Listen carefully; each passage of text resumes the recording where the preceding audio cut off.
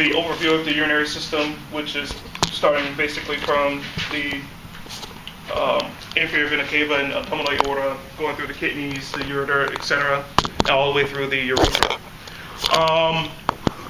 We also, so, I have issues with cameras now.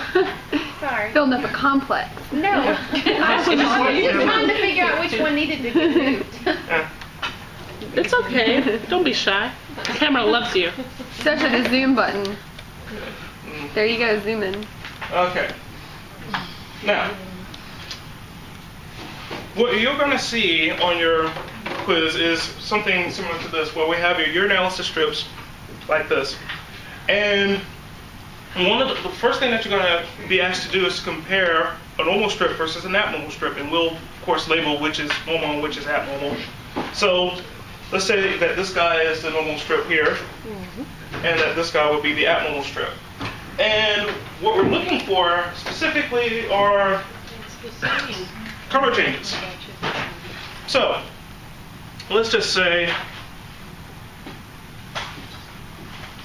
that we have a color change here. When we're reading the urinalysis strip, we read them from left to right. But the strips really read from left to right. So we start here with the teal here, and we read straight across.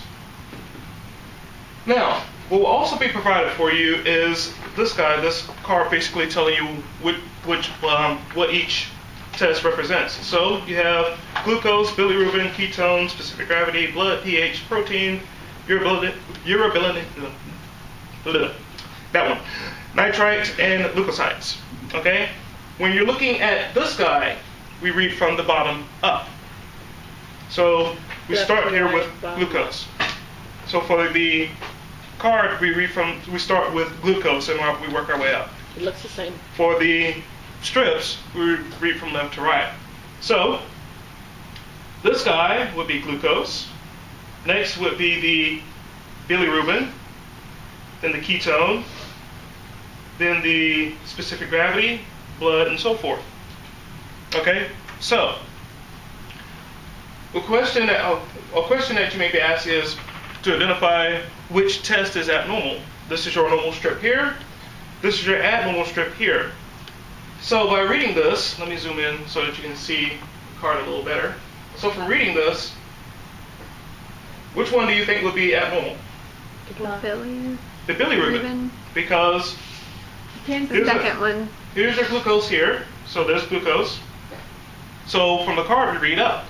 The next one is bilirubin. Bilirubin is here. So that's how we would tell which test is abnormal.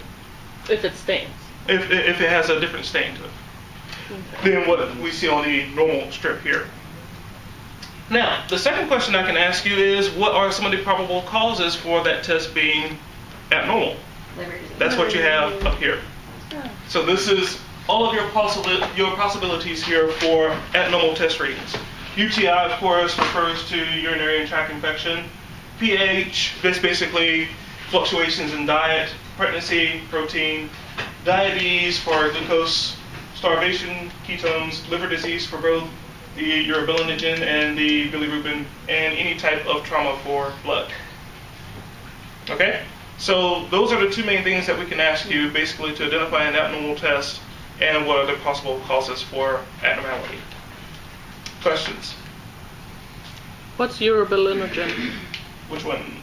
No, what is urobilinogen? Well, I mean, so what Mr. Hart, what is it kind really? of stain would you Anything you may Well, I mean, you laugh. What kind of abnormal You laugh. stain That's what for I was UTI, or it could be for anything? These are the more likely Thank you. causes, but it's not the only possible cause that you can have. So the colors wouldn't be as per the card, it would be different. Right. They'll just be a different, like I said before, as far as being able to identify abnormalities, you have the normal strip where you label it normal, all the colors are the same. Can men get UTIs? And then the abnormal strip, well, one of the tests will have a slightly different color. So it'll be called. So as far as So would you ask us whether it's normal or abnormal, or what is the abnormal? what is the abnormal one? What is the abnormal one? Can men get UTIs? Yes. Yeah. I mean, I've never had one, so I don't know what it's like, but I assume it hurts worse. which actually is a nice segue into the reproductive system, believe it or not. Now, before we move on to that though, let's take a look at some slides here from the urinary system.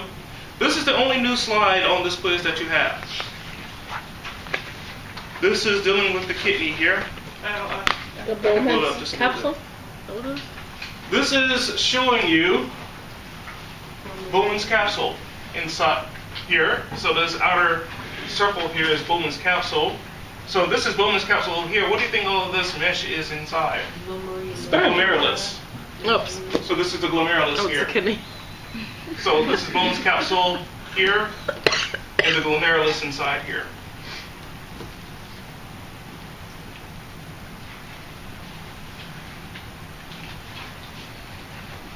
So is that that's a structure, the glomerulus inside is a structure or a feature of that? Both are structures. Both are structures. Both are two individual structures. What about the tubules? Do you know that? No. Yes. We do? Oh, no. No. Because tubule. No, I'm not going to ask you. Okay. Okay. Now, the second slide that we have from the urinary system is transitional epithelium. This is what makes up your urinary bladder, your transitional epithelium. So all of this is the transitional epithelium here. Why do we call it transitional? Because it can change shape. Change shapes, right. So we have, throughout the tissue, as you can see towards the outer edges, we have the larger, more elongated cells, but down here we have smaller, more circular cells The here. balloon-like cells, right? Right. So we have this transitioning between different cell shapes, allowing the tissue to stretch and expand.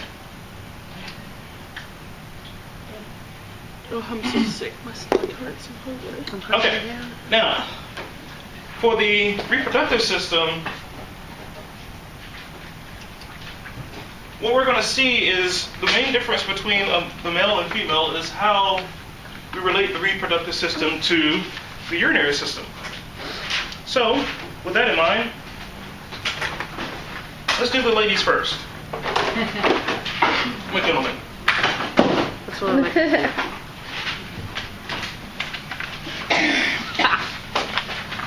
Oh, Trisha. Now, for the females have a very efficient separation between the urinary and reproductive system. Very efficient because they are completely separated. There's no mixing of the two, I guess you should say. Whereas with the males, things get a little more complicated. So, from the urinary system, you still have your urinary bladder here, the trigone here, and we have the urethra here.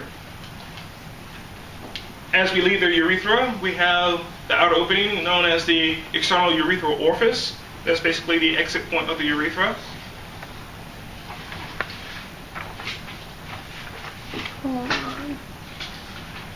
Underneath that, we have the labias.